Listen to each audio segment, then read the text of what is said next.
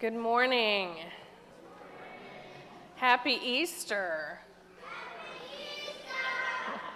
It's almost like some of us got up way before our alarm clocks this morning. Did some people do that? Did some people get up really early? Were there treasures for you getting up so early? Absolutely. But it's not going to happen tomorrow, so everybody wait for their alarms tomorrow. Welcome to this Unitarian Universalist Church. This church includes our congregation here in Birmingham, our church in Tuscaloosa, and all of our folks online. Whoever you are, whomever you love, wherever you are today, and wherever you are on your spiritual journey, you are welcome here. To all who are here this morning, welcome home and happy Easter.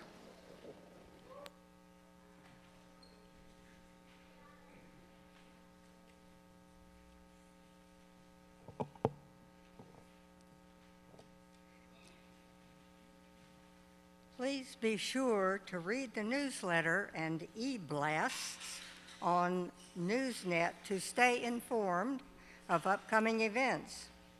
Here are a few events we hope you will plan to attend with us. On the back page of our order of service is the contact information for our congregation leaders and staff. Reverend Julie and everyone welcomes your emails. Feel free to reach out.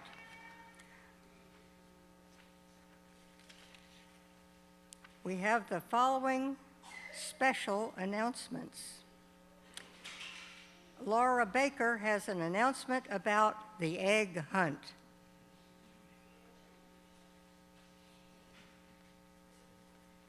Hello, good morning. Happy Easter. I'm Laura, and I've been helping out with the RE committee, and one of our jobs that we do is help plan some events for the kids. And today, with great anticipation, we have one that involves some finding of the eggs and return for candy.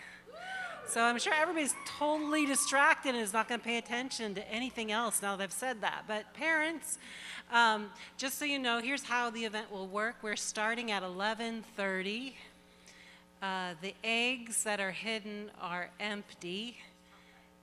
You bring them back up with your child to the table here on the patio to my left and exchange that for the word that begins with C and contains lots of sugar. So you need to stay with your child. There will be a time for all ages today. They'll go downstairs with Courtney, but you need to go down there and pick them up and bring them up to the egg hunt, which will be held out here. The patio, the Memorial Garden patio, is where we'll have our younger children, 0 to 3, hunting eggs. And then the lower patio down here near our basement door and out to the fire pit is where all our other children ages 3 to 99 can hunt eggs. If you have any other questions, you just come and find me, and I'll be happy to answer your questions. Hope everybody gets a lot of loot.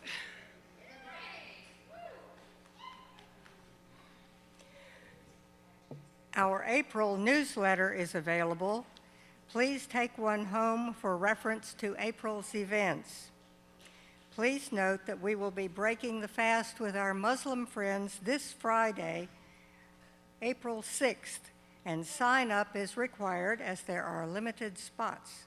We will also be attending the Jewish Civil Rights Experience on April 18th at 10:45 a.m. Attending one or both of these events is a fabulous way to show your support to our interfaith neighbors. If you're interested in doing what I'm doing up here, please join us for a worship associate training on April 14th after the service. Our next Long Living Liberals luncheon will be April 24th. Our church retreat registration is now live. Please check your connections insert for how to register and join us on June 6 through 9 at our retreat center in Highlands, North Carolina. Space is limited due to availability at the mountain, so please register now if you want to attend. Please use your connection card to sign up for any upcoming events, to get a name tag, or to request information. The office staff read these every week in our Monday staff meeting. Holly Hilton has an announcement about the Advocacy Day. Good morning. The Reproductive Justice Task Force is going to be going to and supporting the Youth Advocacy Day on Tuesday, April 9th in Montgomery. This Advocacy Day is to support is to promote sex ed in high schools in Alabama, which is at risk of being terminated right now with a new bill. So please come. You can sign up. It's the Youth Advocacy Day supported by ACASH, AIDS Alabama, and URGE.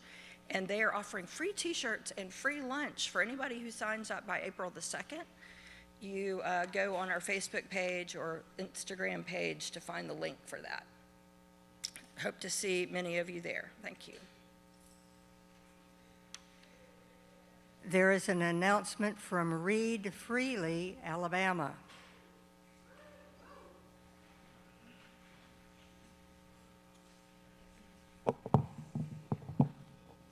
Hi, my name is Jennifer, and I volunteer with Read Freely Alabama. And I wanted to thank, a lot of you came out to support the Trustville Library, which we really appreciate. There was a huge show of support.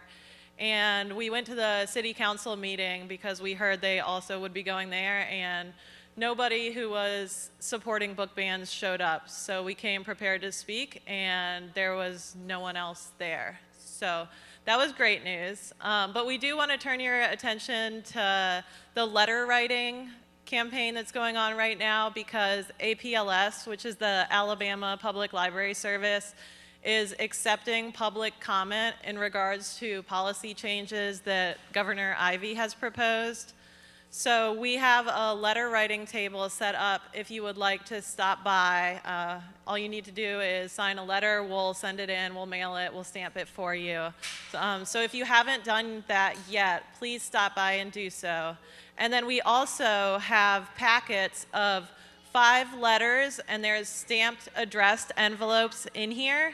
And so if you know anyone, you can take this home to groups that you are in, maybe book club or D&D groups, or this will allow you to go forth and be an advocate as well. And you can take this home and have a mini letter writing campaign with your family or your friends or anyone you know, your coworkers.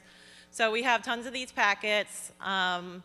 The public comment is only open until April 30th, so everything needs to be in the mail within the next couple weeks by April 15th, just to make sure the letters get counted. So come and see us after the service. Thank you.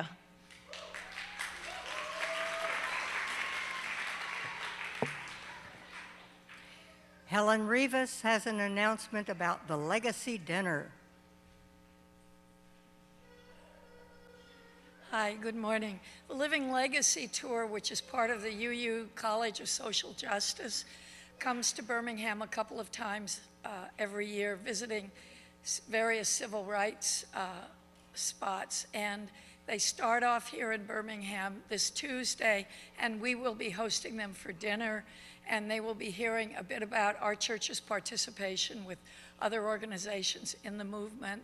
And there's an opportunity for 1 or 2 more people to come help host.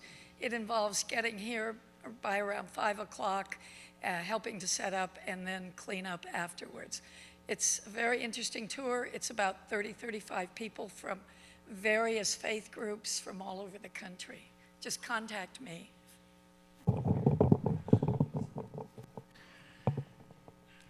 The prelude prepares us for worship.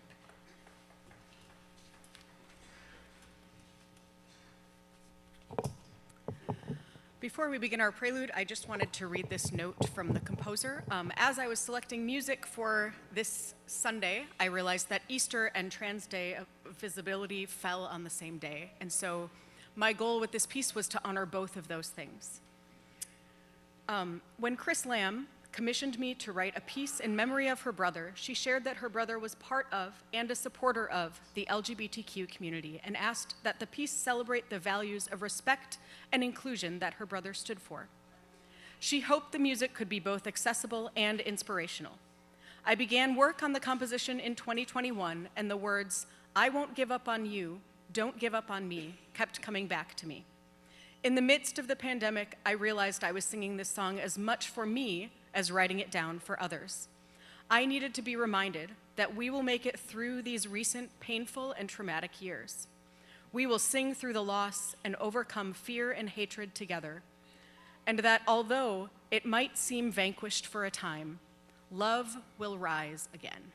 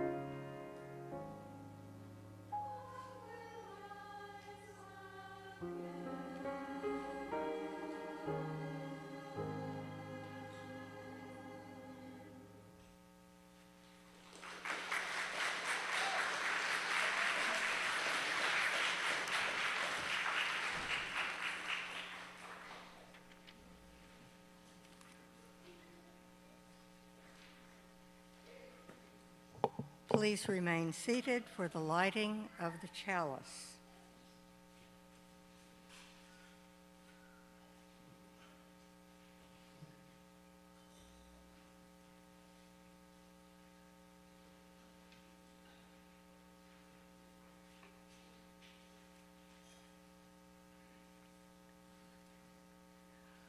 We live inside paradox. Humans generally don't like to admit it. We much prefer tidy, stable, comprehensible, logical ways of getting through the day. But paradox is woven into the fabric of this particular universe we inhabit.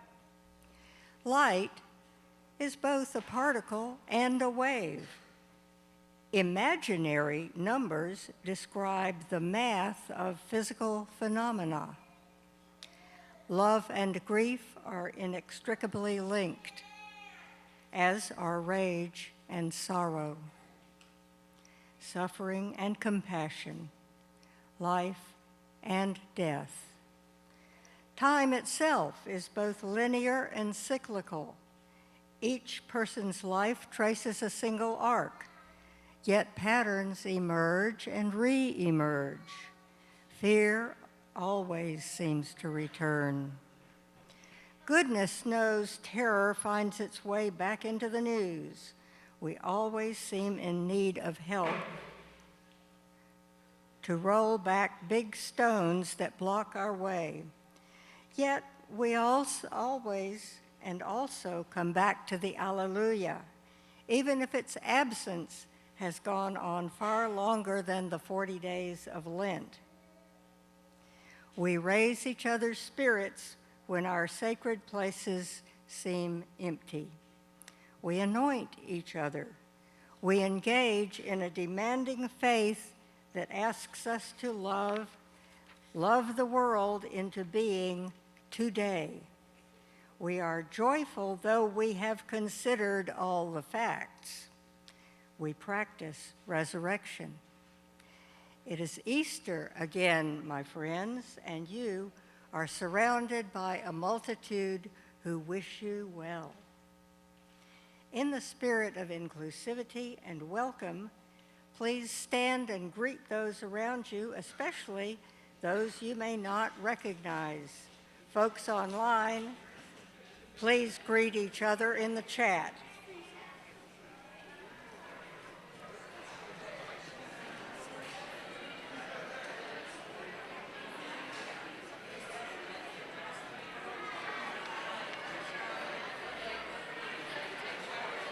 Hi, how are you? Nice to meet you. I love your wings and your ears.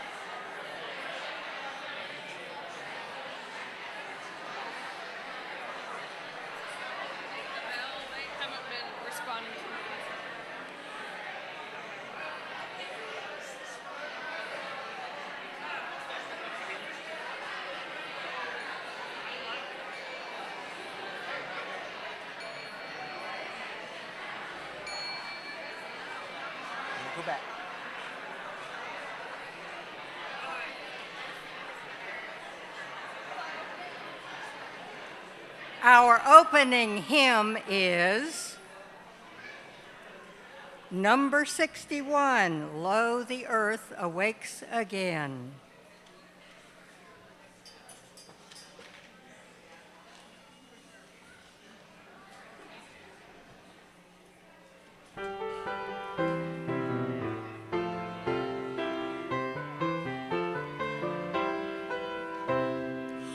Lo, the earth awakes again, alleluia, from the winter's bond and pain, alleluia. Bring we leaf and flower and spray, alleluia,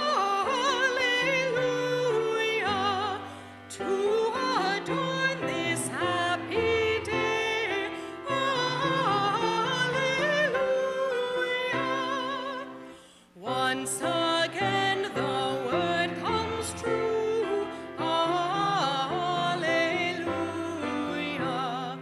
All the earth shall be made new, alleluia. Now the dark old days are o'er,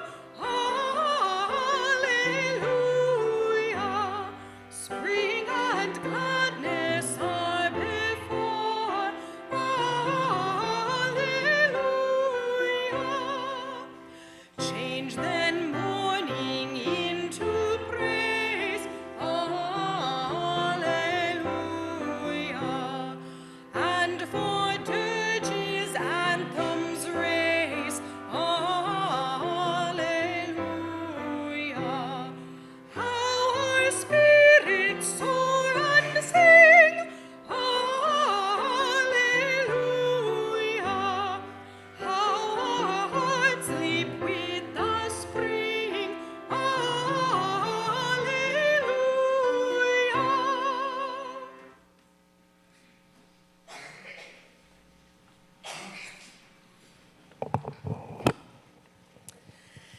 Today we honor and celebrate, as well as Easter, Trans Day of Visibility, where we honor those of trans experience who explore and or change the gender that was assigned to them at birth. I'm going to ask our tech guys to change to that slide now. Thank you, Forrest, because we also acknowledge the dangers of living in Alabama for our trans folks. So if you come forward now, just know that you are not on camera because we have a safety precaution in mind.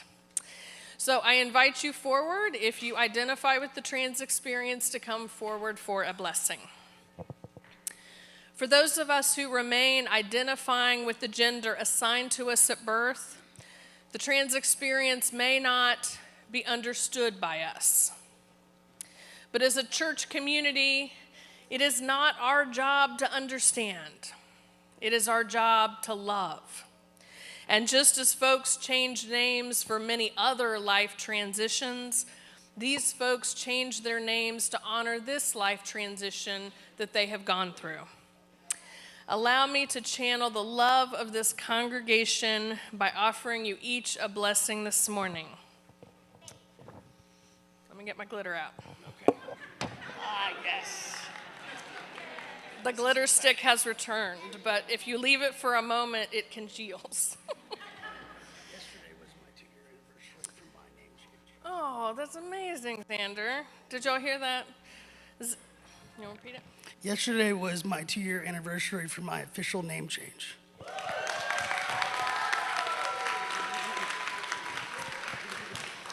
All right, now that the glitter is ready, what name do you wish to be called and what pronouns do you use?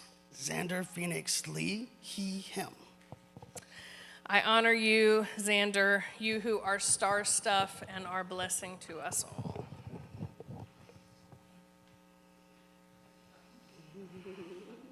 Make sure I get some glitter. Yeah, there we go. Yeah, I think it's not moving. It is really stuck. Anybody else got some glitter? No, it's coming. All right, there you go. There we go. Yes. It's just not very visible, but it's there. All right. What name do you wish to be called and what pronouns do you use? Angel Johnson and they, them. I honor you, Angel, for you are star stuff and you are a blessing to us all. What name do you use and what pronouns do you use? Samuel Barron, he, him. I honor you, Samuel Barron, and know that you are star stuff and a blessing to the universe, and we are so delighted you are here with us. What name do you use and what pronouns do you use? Piper Tatum, she, they. I honor you, Piper, for you are star stuff and you are a blessing to us all, and we love you dearly. Let us send our love forward with all of our trans folks this morning, all of those who were able to come forward, and all of those who have it in their hearts and are not yet ready for this moment. But let us give them our love.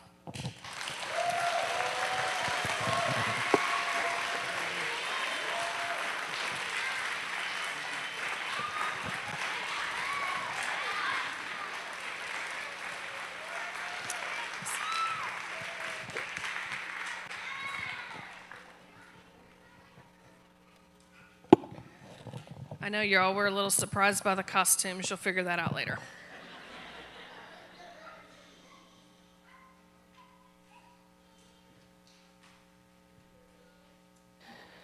Now is that time in our community when we share what we carry with us on this day, whether joy or sorrow. For those of you online, please share yours in the chat and hold one another in love. For those of you in person today, you are now invited to come forward and drop a stone in honor or in memory of what is on your heart today. Please come forward.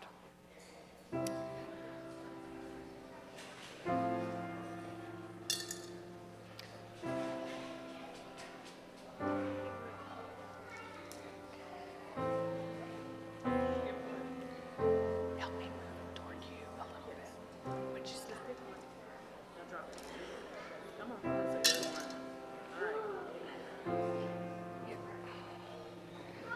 Thank you, so we get more people around. Okay.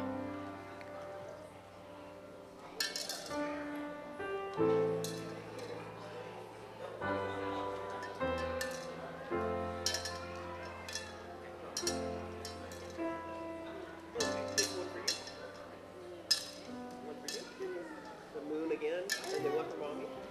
I bet she's got you. Do you want her now? You say. Thank you. Sorry.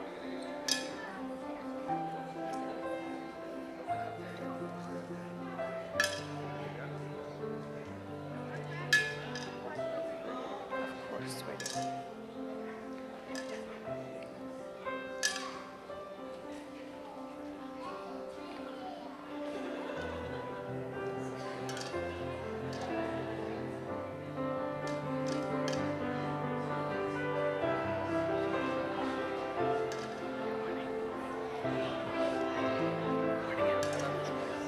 Love you.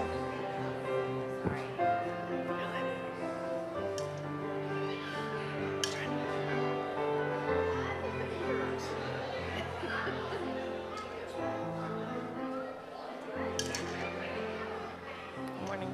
I'm so glad to see you. Come.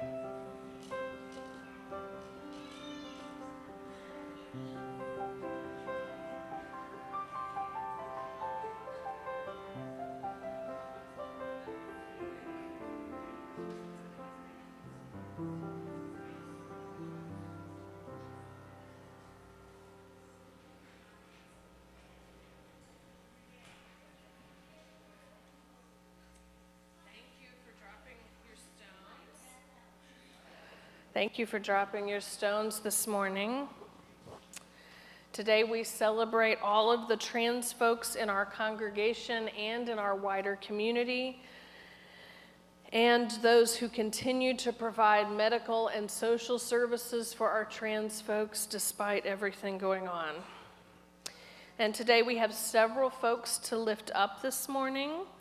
We lift up Barron and Scarlett Sanders and the girls on the loss of Barron's grandmother, Linda, last Sunday. We also lift up a member of the congregation who is struggling and is in the hospital right now.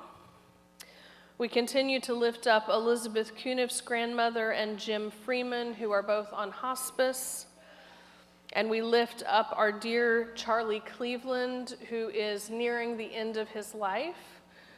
So if Charlie is a friend of yours, I encourage you to go visit him as soon as you possibly can. I also want to celebrate that we have Bree's new baby here this morning. Yes, it's always a big step to get out of the house with a newborn, I know. And we also have Erin here, who is expecting a baby any day now. So that's really exciting. We hope all goes well this week, Erin. If you have updates you'd like me to share with the congregation, please let me know. I'm delighted that so many of you are reaching out and asking me to do that. So at this point, let's put our listening ears on and join me in a spirit of prayer and meditation, followed by a moment of silence. Our meditation this morning was written by the Reverend Victoria Weinstein. The stone has got to be rolled back from the tomb again and again every year. Roll up your sleeves. He is not coming back, you know. He is not coming back unless it is we who rise for him, we who lay healing hands on the reviled and the rejected like he did on his behalf. We who rage for righteousness in his insistent voice. He will not be back to join us at the table, to share God's extravagant banquet, God's love feast. All are invited. Come as you are. And so it is you and I who must feast for him, must say the grace and break the bread and pass it to the left, and dish up the broiled fish or pour the wine and pass it to the right, and treat each one so tenderly, as though just this morning they made the personal effort to make it back from heaven or from hell, but certainly from death, to be by our side. Because if by some miracle, and why not a miracle, he did come back, wouldn't he want to see us like this? Wouldn't it be a miracle to live for just one day, so that if he did by some amazing feat come riding into town, he would take a look around and say, "This is what I meant." And we could say, "It took us a long time, but we finally figured it out. Oh, let us live to make it so. You are the resurrection and the life." Let us take a moment of silence together.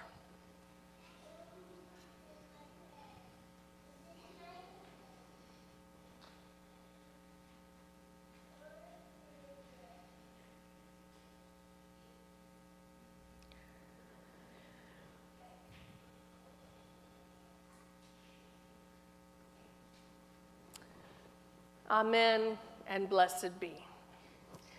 I'm delighted to say that we have apparently 45 children here this morning.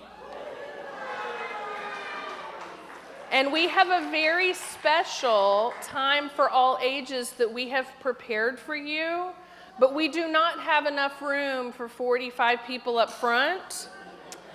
So I need you to stay in your seats unless you are part of the very special thing this morning. And if you could come on up, and I will turn that over to our special guests.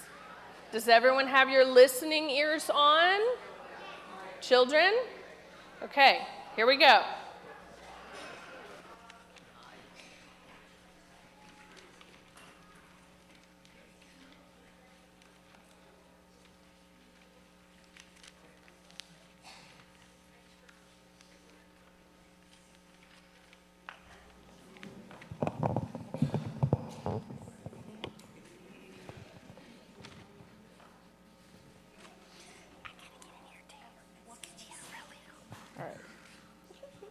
For as long as Julep could remember, tribal elders have said, when you come of age, wings will sprout from your back, and you will take your place with the other fairies of our tribe as a tender of the leaves of our magnificent tree.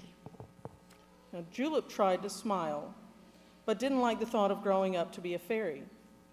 The tree was magnificent, no doubt, and Julep wanted to help care for it as all the elders of the tribe did, but as a goblin. Only half of the youngers grew wings and became fairies. The rest grew claws when they came of age and took their place with the other goblins as tenders of the roots of their tribe's tree. I like leaves, but I love roots. As a younger, you have mostly dew cream for food. When you're a fairy, you'll eat berries every day. Berries are nice, but what could be better than chewing on bark like goblins do? I suppose nothing, if you're a goblin. Julep hoped the elders had made a mistake. When the time came, Julep hoped to grow claws rather than wings. Julep hoped so hard that when the wings did grow, they were a surprise. On a day shortly after Julep's wings grew, Julep and the other youngers who had come of age were brought together in the tribe's square. On one side of the square, 2 fairy elders were there to teach the new fairies about tending to leaves. On the other side, 2 goblin elders were there to teach the new goblins about tending to roots. When they were asked to go to their groups, Julep stood there for a moment, thinking, not sure what to do. Julep lined up with the new goblins. Youngers and elders alike knew it was unkind to laugh at people, but Julep heard a few chuckles and saw some hands cover mouths in an effort not to laugh. I believe you belong over here with the new fairies. Julep shook a little, but remained brave. Julep took a deep breath. I know that you believe that I belong with the fairies. I certainly understand why you would, but even though I look like a fairy, I am sure I am a goblin. There were a few more chuckles, but not as many, and some of the tribe elders and youngers alike seemed thoughtful rather than amused. The elders conferred again. This time, more of them joined. They spoke for longer, and when they realized they were speaking louder than a whisper, they moved further away. When the elders returned to the square, an elder fairy announced their decision. We will let Julep go with the goblins today. Perhaps tomorrow, after seeing how difficult digging is, flying will be more appealing to Julep. Underground, the goblin lesson was hard work. Some of the young goblins complained their claws were not fully grown yet, nor were their arms as strong as the elders. Julep had no claws at all, but did not complain once. By the end of the day, Julep was tired and dirty, but happy to have been treated like a goblin. That night, Julep made a vest that would hold wings down and a pair of gauntlets with stone claws for digging. The next morning, Julep lined up with the other goblins, wearing the vest and gauntlets, and this time, no one laughed. In the weeks that followed, some of the goblins, elder and younger, had Julep make gauntlets for them as well. In the spring, tribes were so busy with the needs of their trees that they did not have time to visit each other. At the start of summer, there was a festival where tribes from nearby trees gathered to feast, sing, dance, and trade. Julep made gauntlets to offer for trade. The tribe was proud of Julep's gauntlets, but some worried that other tribes might not understand Julep. Julep worried about this too, but tried not to show it. When the time came, Julep's tribe loaded up their wagons and traveled to the festival grounds. Friends helped Julep set up a booth to show the gauntlets. Goblins and fairies from the nearby tribes liked the gauntlets, and in a short time, there was a crowd around Julep's booth. When Julep turned around to pack up more gauntlets, someone noticed the wings sticking out from under Julep's vest. Are you a fairy? No. But there's are wings under your vest. Yes. Yes, I grew wings rather than claws, but I'm as much a goblin as you are. But how can that be? Because I am a goblin on the inside. Hey, my name is Tuck, and I was told I will grow claws and become a goblin next spring. But I feel like a fairy inside. I like roots, but I love leaves, and bark is fine, but what could be better than to eat berries?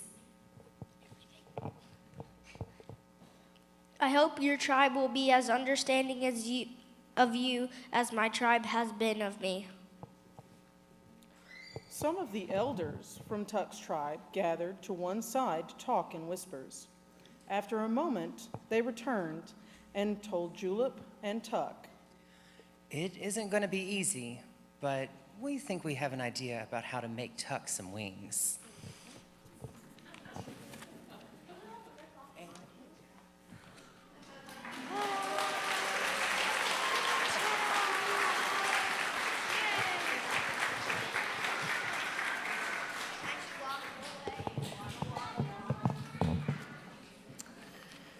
Thank you all. Let us sing Our Children Downstairs.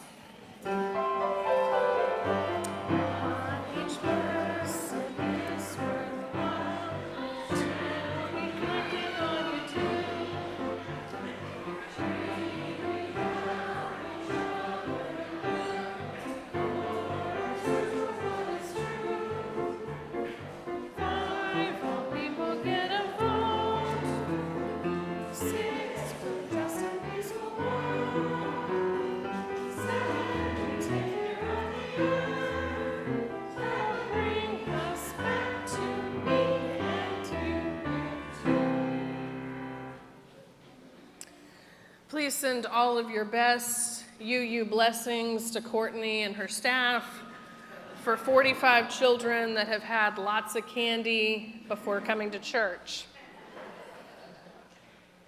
Happy Easter to all of you and to our friends in Tuscaloosa. Would everyone please wave at the camera in the back, say hi to our Tuscaloosa friends. Happy Easter. What Easter traditions do you celebrate? It's a really weird question for Unitarian Universalists, right? We want to be tempted to just talk about the rabbit and the eggs. But Easter is full of tradition. Perhaps you celebrate with eggs, extra candy, or a special meal. Maybe it's a big deal for you to get a new outfit to wear on Easter Sunday. Perhaps you do nothing at all. Or perhaps you trick your children, as I did last night. They were begging for an Easter movie. And I said, I've got it. We're going to watch The Lion, the Witch, and the Wardrobe. We get to the end of the movie. My children are very confused. What did that have to do with Easter? There were no bunnies, there were no rabbits, there were no eggs. So I explained to them the Easter story, the one that involves Jesus. And after I got to the end of that explanation, which I thought was very theologically sound and very UU, my youngest child said, "So it's Jesus that hides the eggs."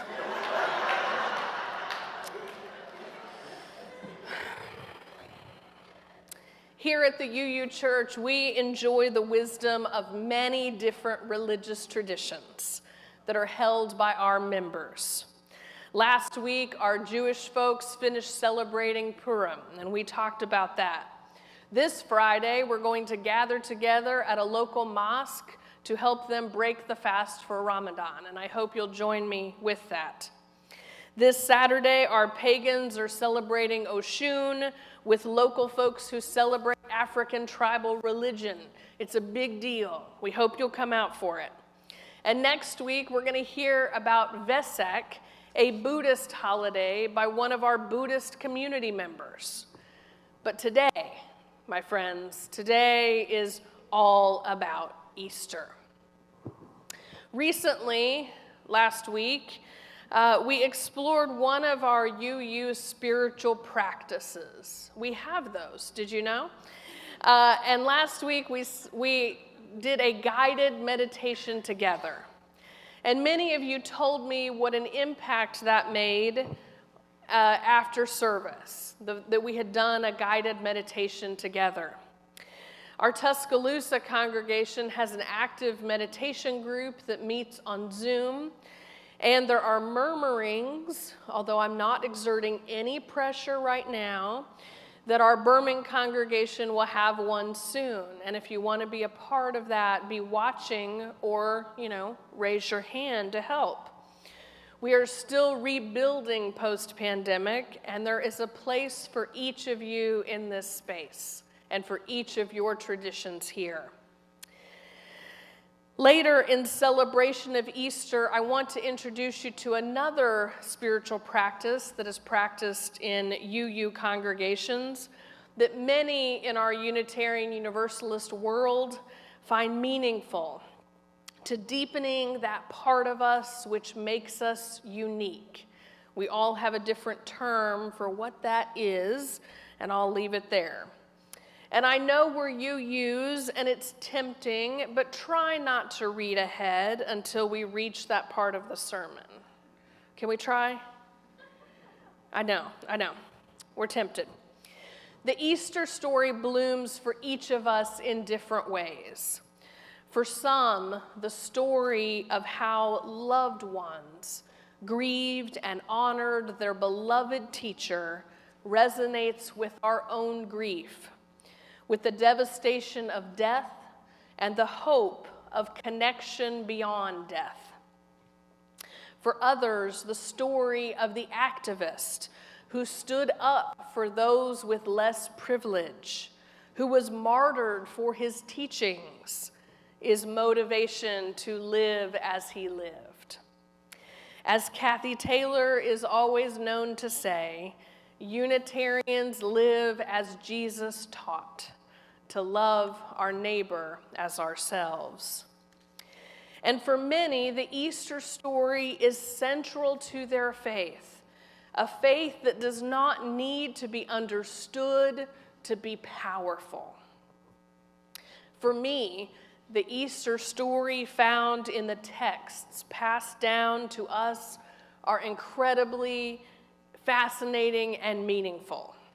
As one of my professors once said, reading ancient texts is like peering through a keyhole that transcends time and space to get a glimpse of ancient peoples. From the time I was 12, I was transfixed by the sacred texts of many religious traditions.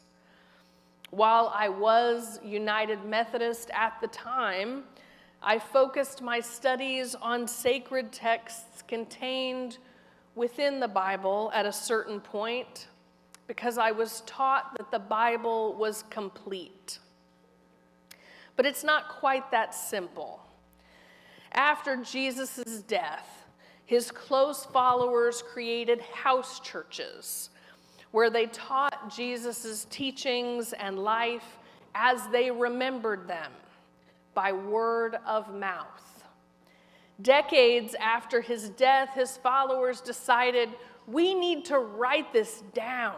This is that important. Did you hear me say decades later?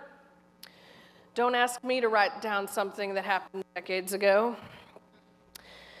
Because writing materials were so hard to come by, each house church had one gospel that they chose to focus on.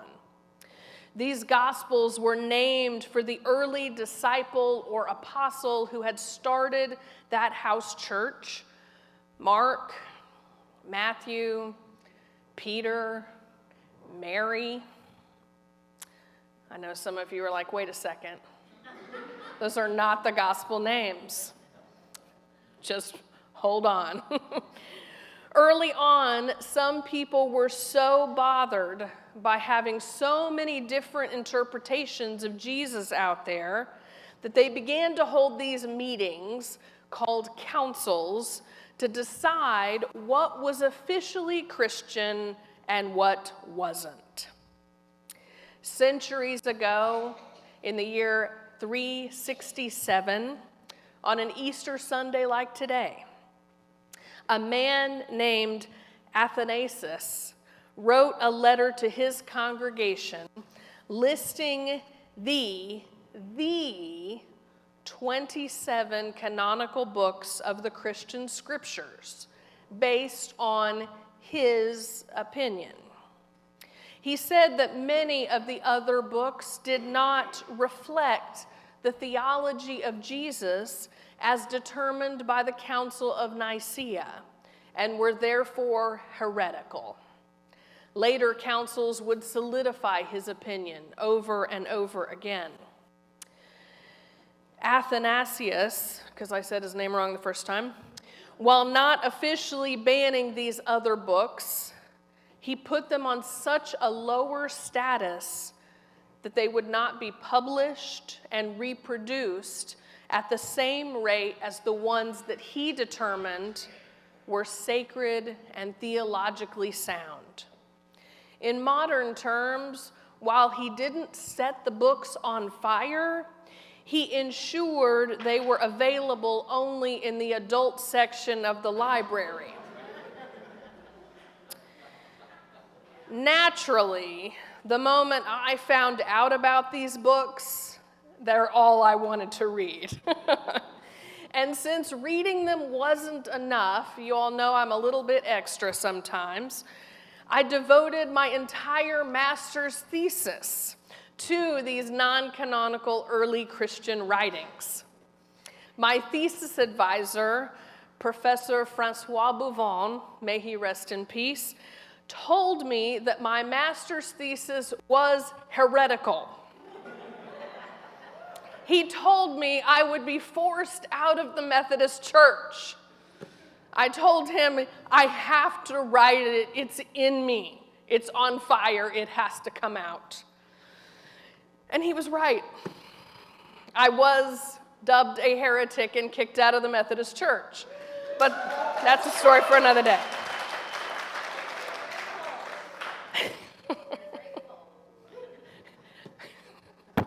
Me too.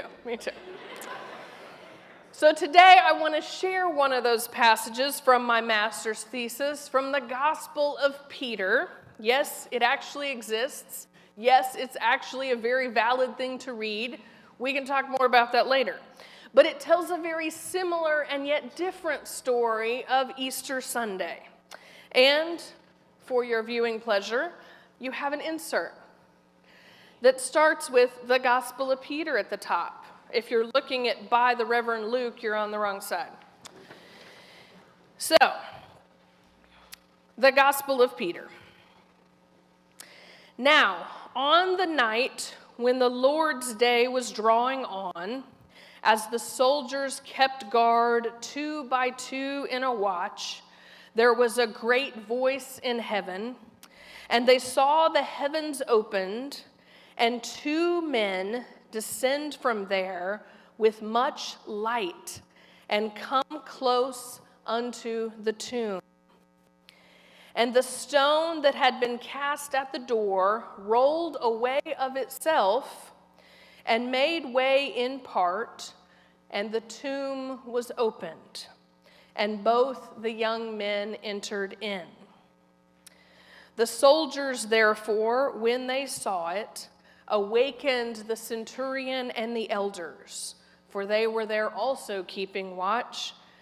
And as they told the things that they had seen, again they saw 3 men coming from the tomb, 2 of them supporting the other, and a cross following them. And the head of the 2 reached to heaven, but that of him who was led by them overpassed the heavens. And they heard a voice from the heavens saying, "You preached to the ones who are sleeping?" And the response was heard from the cross, "Yes." Have y'all heard that Easter story before? No. What I love about this Easter story that the canonical Gospels leave out is how Peter's Gospel explains that moment between the burial and the resurrection in a fascinating way, no doubt, right? The guards heard and saw supernatural events. They saw 2 men enter the tomb who were as tall as the heavens, and it is those 2 men who carried Jesus out of the tomb. And they heard a voice from the heavens saying, "You preach to the ones who are sleeping," and a response heard from the cross, "Yes." No matter the translation of the Gospel of Peter, it is the cross itself, the inanimate object in this moment, who answers the voice from heaven. It's as if the author understands that the only way to get through to us is through violence, the last resort, the thing that we didn't ever want to see or hear about. And while I can't historically prove this yet, I still have, maybe another degree coming. I wonder how much the Gospel of Peter influenced the way that Christians changed their symbol from the ichthus, or the fish, the fisher of men, to the cross. It's the Gospel of Peter that makes that really apparent to me, why they would have done that. I grieve the rabbi who was killed through state-sanctioned violence in Judea. But like our Christian neighbors, I celebrate that his legacy lives on in his teachings. As a Unitarian Universalist, I am open to the writings of all his followers as a way to understand the mysteries that he sought to teach us, just as I do with every other religious tradition. As I explained to my colleagues on Facebook last night, Christians don't get to define Jesus on their own. We can also have our own Unitarian Universalist experience of Jesus. We UUs revere writings differently. We don't have one text that we all pull from. But as I teased earlier, I want to introduce a new spiritual practice this morning that you may use on the Gospel of Peter later. And folks in person, I already mentioned your insert. Folks online, there's a link in the chat. Folks in Tuscaloosa, you should have an insert, but there will also be coming up slides as well. Okay, but don't cheat yet. I know I said look at it and I lied. Don't do it yet. Okay, so this practice is called Lectio Divina. Have any of you heard of it? Couple, okay? It is Latin for divine reading, but don't be scared. It's not really that intense, but it's cool. It's a monastic practice which focuses on sacred texts as a way to deepen spiritual practice. Lectio Divina involves 4 steps: read, meditate, pray, contemplate. I first experienced this practice in college, and it was taught to me as a way to read the Bible, and I was really surprised to see it surface in UU circles. But everyone is really enthused by it, so I wanted to share. And like everything else, we UUs want to hear that ancient wisdom. We want to tweak it into something meaningful for our own lives, and I hope this works this morning. UUs today around the country use Lectio Divina to deepen their practice of reading or listening to any text meaningful to us. Did you hear that part? Any text meaningful to you. So let's practice. Our second reading this morning is from Reverend Luke Stevens Royer, my colleague in Rochester, Minnesota. Step 1, Lectio, means to read. I'm going to read the passage aloud. I encourage you this time, unless you need to for accessibility purposes, to not read along with me. Just allow the words to wash over you. And then we're going to pause for a few seconds to allow it to register within you, okay? Here we go. This is the day, one of so many days, when love comes to life again, when death is overcome, ashamed at its weakness against the bright blaze of light and the resplendent resiliency of life. This is the day, one of so many days, when memories of gratitude, hope, joy, laughter, and love break through the hard memories of grief, sorrow, and loss. The day when the life lost becomes a living spirit in community, in hearts and hands, voices and vision, by name and presence and possibility. This is the day, one of so many days, when the sun breaks through sheets of clouds and renews the face of the earth with green blades and budding petals, running water and bird song. This is the day, one of so many days, when we gather together and proclaim with the strength of our heart's song of hope, love has come again, life has come again, hope has come again. So let the people rise again, like wheat arising green. Alleluia, alleluia, alleluia.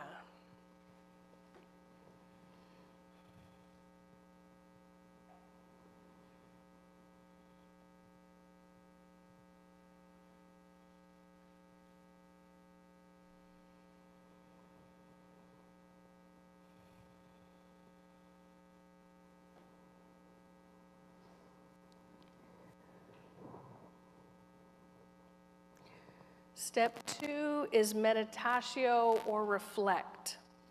I will read the passage aloud again. You can follow along if you need to, but this time I want you to listen for a word or phrase that shimmers or resonates with you. Something that attracts, touches, even disturbs you, but something that moves you. And I want you to write down that word or phrase that touched you, or remember it, without any commentary on why you chose it. Just write down the word or phrase, okay? This is the day, one of so many days when love comes to life again, when death is overcome, ashamed at its weakness, against the bright blaze of light and the resplendent resiliency of life.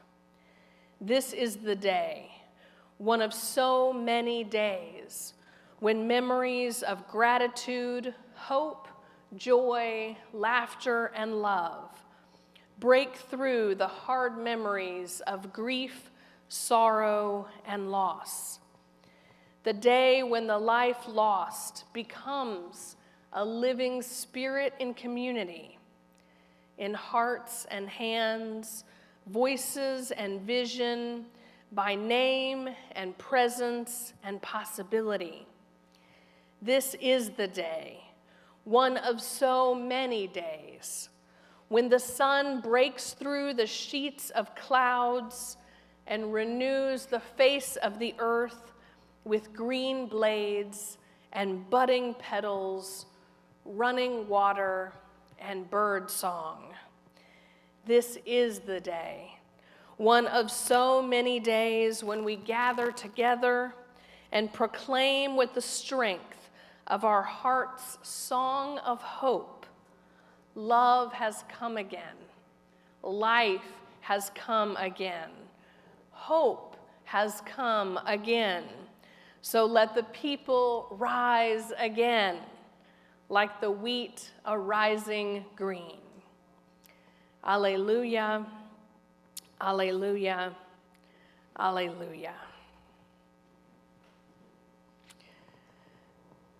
Now, as the sharing part of step 2, I want you to take a look at the word or phrase you have written down and call it out into the gathering. No need to wait for one another, just shout it out in a cacophony of voices.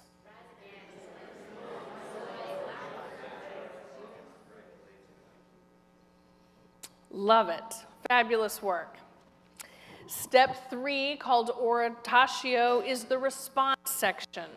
Normally, we would read the passage a third time, but I've given it to you in front of you. And so I want you to look at the word or phrase you have chosen. Attend to the way this word or phrase connects with your life. How does this word or phrase relate to what is happening at home, at work, in your leisure time, in the larger community, in the world?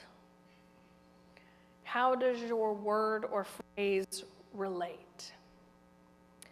Take a moment, find someone near you, and share your word or phrase and how it relates to your life.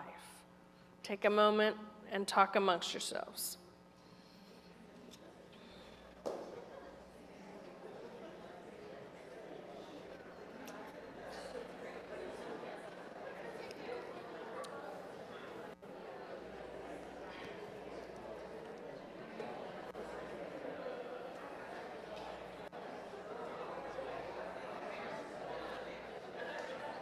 Did you want to share?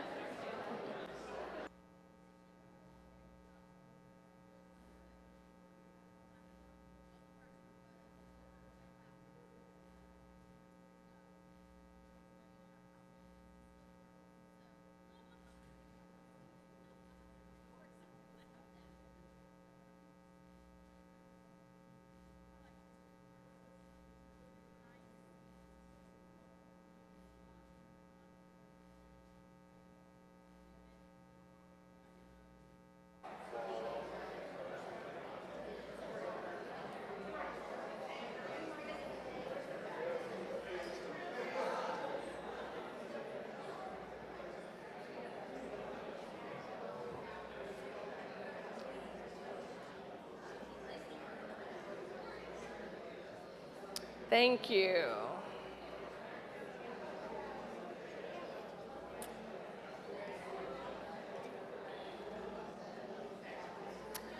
Our fourth step, you ready for the fourth step? Thank you for sharing. Our fourth step is contemplatio, or to rest with the text. Now, if this were not Sunday morning, we would let this one go on for as long as you needed. But I want you to take a moment to enter into contemplative silence. Let the text soak into your deepest being. Reflect on how you feel called to live differently in light of what you have experienced. Take a moment of silence together.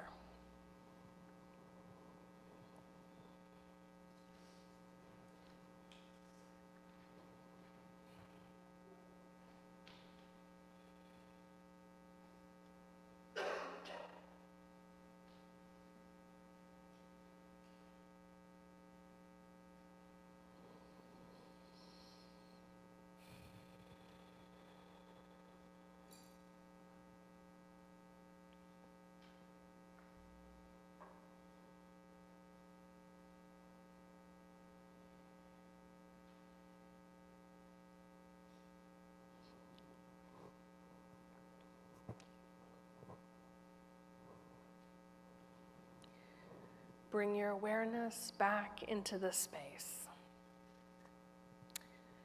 I invite you, as you go into coffee hour in a moment, to share this fourth step of what you have experienced today as part of this sermon with one another in coffee hour. Thank you for trying something new. Give yourselves a hand.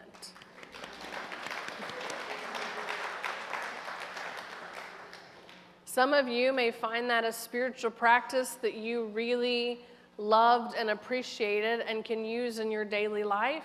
Some of you, maybe it was not meaningful, but maybe guided meditation last week was better, or we have many others to choose from. May the coming of Easter remind us that mystery and wonder can still be hidden in the traditions of old, and that our hope lies with the possibilities of the future. May we celebrate each of our life transitions together. May we remember how dangerous it is to limit what other people choose to read. May we enjoy the blossoms of spring and the sounds of the birds, honoring that in our interconnectedness, we too are charged to love our neighbors as much as we love ourselves. So may it be. Amen.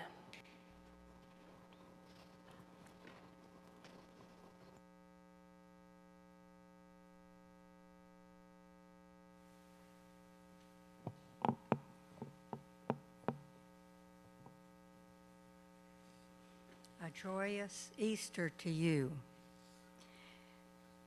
As well as your worship associate, I am a member of the board, Mary Ann Plant. Our church is supported by those who call our church home and by those who support the efforts of our church to change the world for the better. If this is your first time with us, please pass the plate. We're just glad you are here.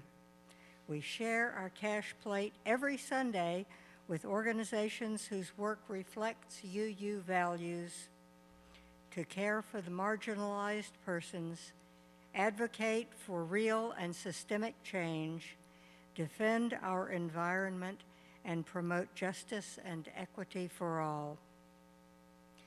Today's Share the Plate is for the Poor People's Campaign. The Poor People's Campaign is uniting people across Alabama to challenge the evils of systemic racism, poverty, the war economy, ecological devastation, and the nation's distorted morality of religious nationalism. We appreciate your donations, either by placing them in the plate, by mailing your donation to the church, or by using PayPal, Venmo, or Zelle.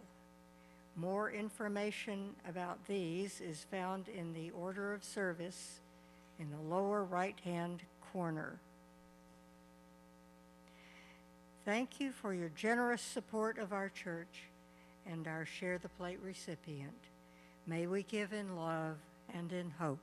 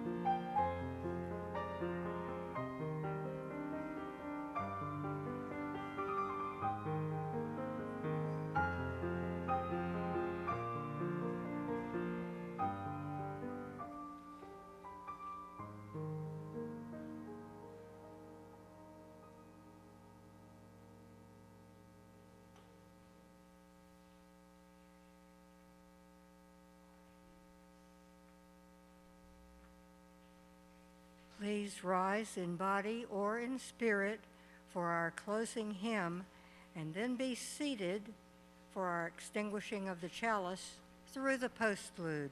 If you would like to join our church this morning, please come forward during the closing hymn.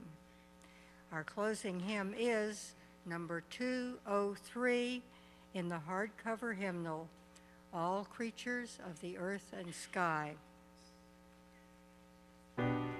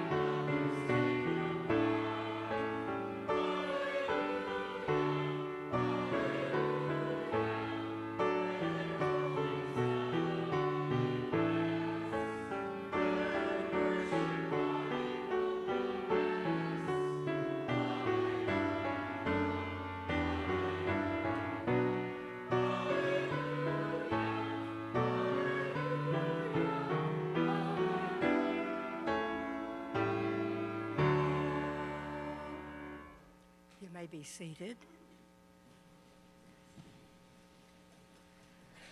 For all those who celebrate the resurrection of Jesus, may this day be another affirmation of divine love and promise.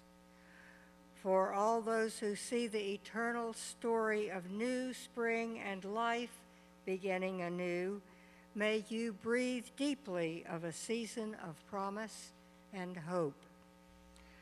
For all those who are experiencing despair or hopelessness this Easter, may you find in the darkness or depression a doorway to light and warmth that offers you freedom.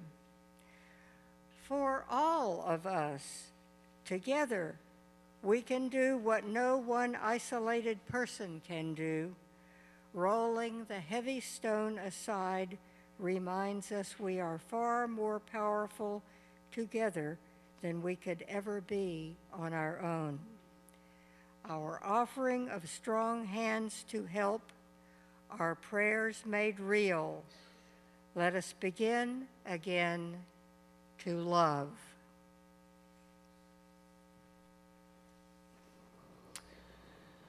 Can we once again celebrate our amazing skit makers this morning?